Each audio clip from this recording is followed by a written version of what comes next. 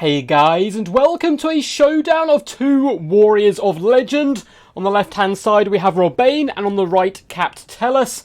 And it seems like these DBD boys need to settle a little grudge in as the clan war does commence between them, and it is the Wood Elves up against the Tomb Kings. I always really enjoy watching Capt Tellus and his Tomb King forces. He's a very apt Tomb King player. There's not many of those around, and as someone who started to pick up Tomb Kings more and more, it's always good to study his builds and see what he brings in what is considered a pretty tricky matchup up against the forces of the Wood Elves. But we'll go through the Wood Elves first. And down here on the left-hand side, we have one of the best-looking units in the game. I know I say it quite a lot, but these guys have been OG since day one. And that is the Wild Hunters of Kurnos, the regiment of renowned Wild Riders. Incredibly quick, hard-hitting cavalry. With that bonus versus large as well, they make even great Stag Knights. Seems weak in comparison.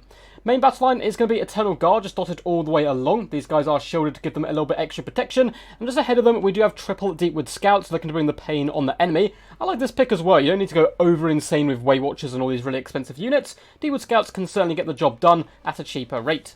Leading the forces up in the sky, we have the glorious Sisters of Twilight on their Eagle, which is where I think they are best. They certainly look a little bit more swaggy on the Dragon, but nonetheless, the Eagle gets the job done. They're coming in with Eagle Quiver, which is basically Arrows of Kurnos, Conjoined Destiny, and they also get to the advantage here because they are indeed on the Eagle. A little bit less punch, but quite a bit added mobility and far cheaper. I do like this pick quite a bit here. With the Branch Wraith down on the ground, coming in here with Pendulum and Earthblood, so a good little utility caster there. And then, like as you would expect with the name, the Wood Elves, a load of forces hidden in the woods. We do have double Glade Riders with Spears, as well as a unit of Zoats. I don't say Zoats terribly often, actually, so rather excited to see how these bad boys can perform, coming of course with their Flesh Stone and Earthblood bound abilities. And then we have the WildWood Rangers, who are such an odd unit. I've spoken about this many a times on stream. I just never ever see WildWood Rangers doing good in a battle, and I've had experienced players tell me no, they're really good, but I just never see it. I don't know why, so I'd certainly look into spot these guys today and see how well they perform. Of course, they're damage dealers, they're armor piercing, they can go through the forests with absolute ease. In fact, they get bonuses when fighting in the forest. Plus 12 bonus versus large and charge defense versus large, so you expect them to be pretty good, at least on paper. Now for the forces of Capt Tellus and the Tomb Kings, we have cheap and cheerful Skeleton Warriors and Tomb Guard dotted all the way through the front. Now Tomb Guard are pretty solid mid-tier infantry, but it looks like some of their horses are being pushed back already, and we do have triple horses, Skeleton Horse Archers, and then 2 units of the basic Horsemen as well. We have a little bit more range support. You shop to Great Bows and the Chosen of the Gods. I like just bringing the 2 here rather than over-committing with 3. That is plenty of long-range firepower. And then we have another spear wall of Skeleton Spearmen dotted just behind, protecting the Grand Katep himself on his DJ podium, looking to drop some absolute booms from long range. Coming in here with Sandstorm, Arcane Conduit, Incantation of Protection, as well as Incantation of Cursed Blades. Quite a competitive toolkit there, and what a fabulous model hidden here amongst his Skeleton Spearman bodyguards. And then we have some Necropolis Knights as well on the far side, and I think that's going to be it. So the Deepwood Scouts are trying to rain fire down on the Chosen of the Gods. Now, the problem here with the Deepwood Scouts is that when they get close, they obviously reveal themselves to shoot at the enemy, and now the Ushopti, as well as the DJ himself, can start unleashing horrendous torrents of firepower down upon them. You can see the Deepwood Scouts, not liking this whatsoever, are now being forced into a quite quick retreat here. Enemy cavalry is coming around the right-hand side in the form of these horsemen. The Wild Hunters could certainly challenge them, but if they do come out from their kind of hiding in the back here, I suppose, but it's a clever tactical withdrawal and kind of hiding back here, because always the Ushopti will delete them in seconds. Big Pendulum does go down. It looks like it was attempted to be dodged here by the Skeleton Warriors, but both units do get caught, and that is going to allow the Eternal Guard to push through the Tomb Guard, who normally would be able to win this engagement quite comfortably, though there's a lot of ethereal firepower coming down now onto the Eternal Guard. Up in the skies, the Sisters of Twilight are having to fall back into the trees. It seems like they're coming under a considerable amount of pressure from the Chosen of the Gods and decided to float around this right-hand side. And now the cavalry has indeed emerged, and they're going to be coming back to the front line. This is something experienced players really do like to do. Glade Riders are going to crash here into the back of the Tomb Guard. Oh no, they've stopped short. I'm sure they'll be doing it in just a second. They need to crash into the back of these Tomb Guards and free up the front line as quickly as possible. That then allows the Eternal Guard to pour through the main battle line rather than just committing your forces into the back line. But it looks like the Wood Elf player is trying to micro the other Glade Riders at the moment instead, as well as his Zoats, who are taking quite a pounding at the moment. And in come the WildWood Rangers, charging in ferociously into combat, hopefully looking to prove me wrong. in kind of, I've spoken bad about them quite a bit in the past, so hopefully they will be able to prove they are indeed warriors of legend.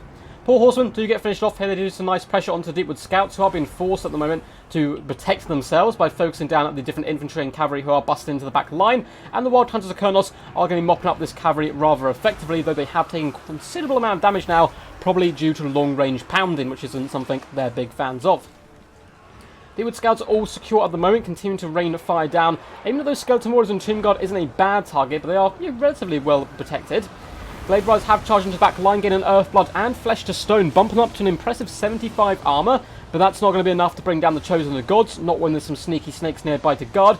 Branch Wraith has also forced her way into the back line, although the Zotes are now coming out to support. The Poisey Sharply Great Bows are being hunted down by the Sisters, who have up to 69 kills at the moment, which is pretty impressive stuff. They've also just obliterated some Skeleton Spearmen there, switching up the different rates of fire, though they are now being focused down themselves, which can be a little bit scary, but the Chosen Gods just miss all their shots, which is not what they're known for.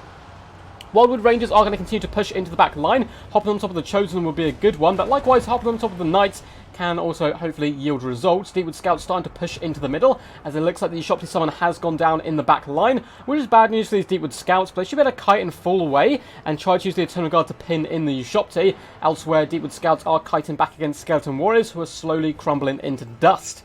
Eternal Guard can rally to the cause once more. Wild Hunters are dishing the damage out here on a summoned unit of Skeleton Warriors. Are they summoned, or are they just...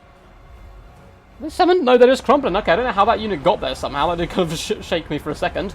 A lovely little sandstorm does go down on the WildWood Rangers, doing some really glorious damage to them.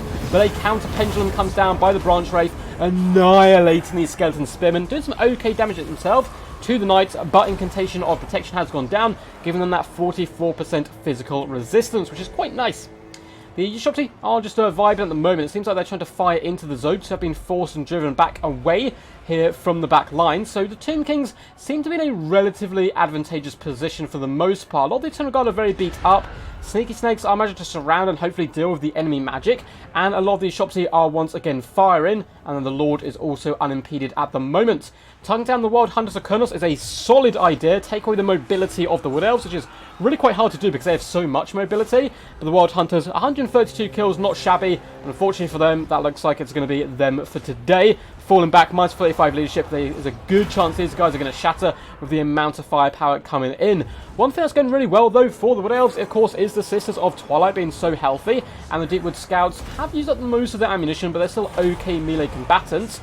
And the Sisters are slowly trying to finish off these Knights here, with the Shopty now running out of ammunition. So the Sisters up to 101 kills, and not doing bad whatsoever. Unfortunately, the WildWood Rangers, the unit we believed in you, 63 kills, which isn't terrible, but again, it's up against quite a light chaff, so we'll have to see their damage value at the end of the battle. But yeah, they're falling back in absolute disgrace at the moment, though the units chasing them are wavering themselves.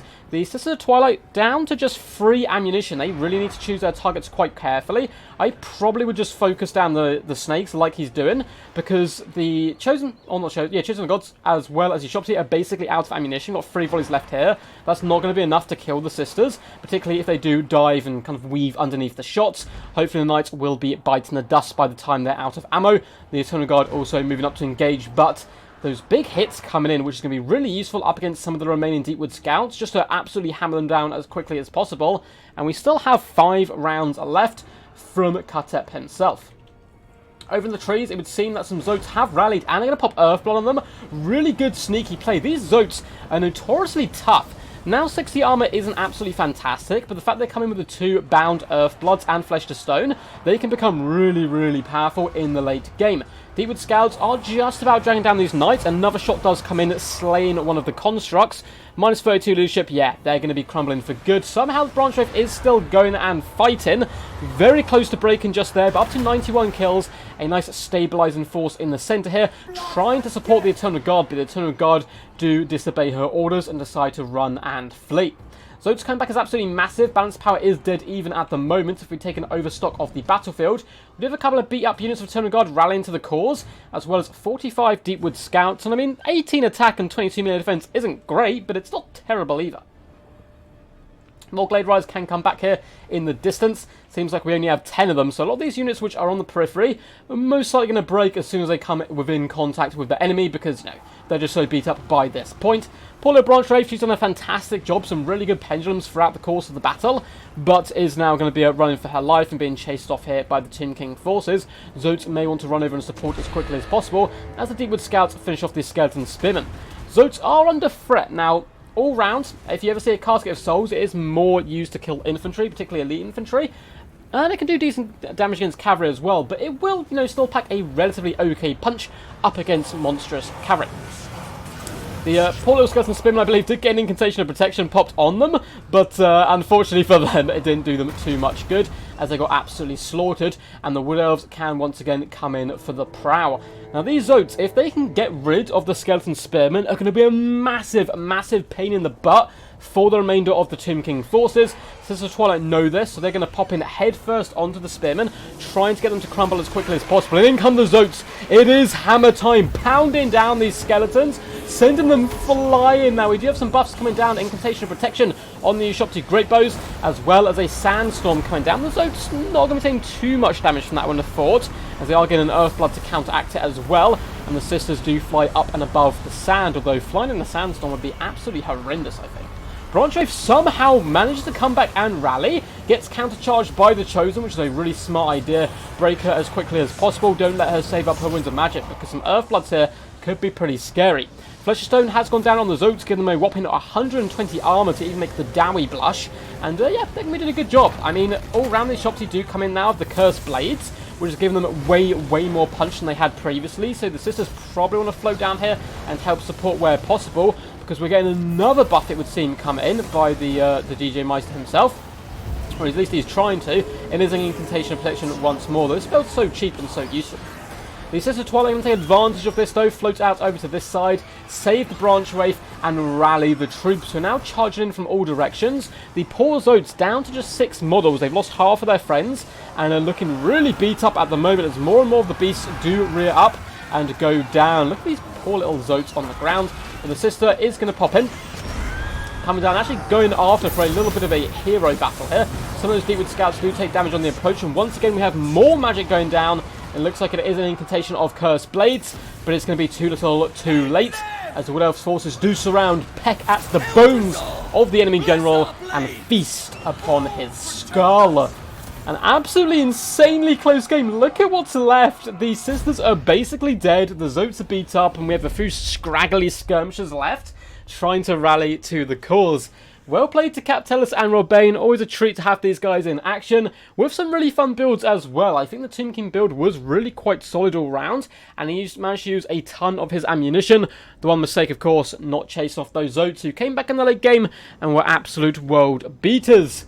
We'll go through all the damage value and damage dealt in just a second, and as you can see, these Sisters got a fair amount of that. But before we get there, feel free to leave the video a big old fat thumbs up if you did enjoy today's content, as well as subscribing for more glorious Warhammer content into the future, as both of these things really help push the channel out more and more. Feel free to leave a comment down below as well on what was your favourite moment of the battle, who was your MVP, what would you like to see more on the channel, or feel free just to leave a quack and say hello. I do read them all. I can't reply to them all, unfortunately, because you guys are so generous and give so many comments, but I really do love reading through them. It's really awesome to see all the support, so thank you guys so much. To give a little bit back as well, there's some cool links down below in the Discord if you're looking to pre-order the latest DLC or Total War Warhammer free. You can find a link down there to how you can get some money off via, because I've got a partnership basically with Games Planet, so they give me percentages off and then I can give them to you guys, which is quite cool. There's also links to my Patreon if you want to support the channel. We're also giving lessons via Patreon as well if you're looking to get into the multiplayer scene and all that good stuff. And I have a Discord. If you join the Discord, you can submit replays, chill out with a load of cool people, hone your skills, and keep up to date with the channel. But enough of that YouTube plugin and rubbish. Let's have a look at the glorious stuff. So 3,003 damage value, 16k damage dealt, and 127 kills. Yeah, those Sisters pack a massive punch. They're nowhere near as OP as people predicted they were going to be on release, but they are certainly very powerful and performed rather nicely here. Quite a risky pick considering the Ushopti, but I suppose there's quite a few targets the Ushopti really wants to shut down. Branch Wraith was huge in this battle. 1.3k damage value, got some nice heals off as well, but those pendulums early on in the battle helped break through the Tomb King front line, and then the Eternal Guard can kind of swarm into the back lines. Tiny bit mismicro with one unit of Glade Riders who ends up just kind of vibing and chilling. Otherwise, he could have pressured the back line even more by finishing off those Tomb Guard and allowing a more Eternal Guard to push through. But to be honest, that's kind of just nitpicking in what otherwise was a fantastic performance. Eternal Guard didn't get much damage value, but they did manage to hold the line and clear out the chaff. And my poor WildWood Rangers, I don't know what it is about them. I never see them work. It's such an odd unit. They're so glass cannon, but they're even glass cannon against stuff they're meant to be good against, so they seem to very rarely pay for themselves, and these lads are certainly not cheap. Only 300 damage value. Why are Deepwood Scouts so terrible? Let me know, because they seem to suck really bad. Deepwood Scouts across the board used up the majority of their ammunition, so 750 damage value, 556, 642, not too shabby whatsoever. The Glade Riders did kind of struggle a little bit. This one on the right getting 500, again, being sacrificed into the back line, trying to shut down the enemy range, so damage value doesn't always equate to how much importance they had on the battlefield. Wild Hunters of Colonists did a solid job, 1,122 damage value, and the Mighty Zotes 1.4. Been a real nice bulk war in the second kind of later stages of the battle, coming in there at the end to apply so much more pressure to the enemy, but also those buffs are so useful on them. As for Captellus, the mighty Grand Meister himself, 132 kills, 2,194 damage value. I think Casket of Souls are pretty good in this matchup because Wood Elves, or Elves in general, tend to be so expensive and squishy. So long-range kind of artillery pieces work really well, but I think it's really smart going with the Lord choice instead for one, because he's a lot more tanky when it comes to arrows of Kurnos and other such nasty little tricks the Elves have for shutting down your range. Skeleton Warriors across the board didn't do anything too fancy, to be honest. Neither did the Spearmen, but they were chaffed here to hold the line. Tomb Guard fared a bit better, 843 damage on this unit, but the other one, 74 and 324. Oh, that is so painful to see. The shop did good as always. They are, and I've said this multiple times, are the bane of my Total War Warhammer existence. Chosen of the Gods, only 28 kills, but 2.5k damage value, 13,000 damage dealt. The other one, 2,247 damage value. Those guys, absolute masters here for the Tomb Kings managing to use all their ammunition. Cavalry did get sorted out rather well by good play by Rebane, and the Sneaky Snakes did solid, 887 damage value, just eventually getting dragged down in the late game, and there's not too much they can do themselves to counter the Sisters of Twilight. Hope you guys enjoyed. Until next time, peace, peace, and as always, stay awesome.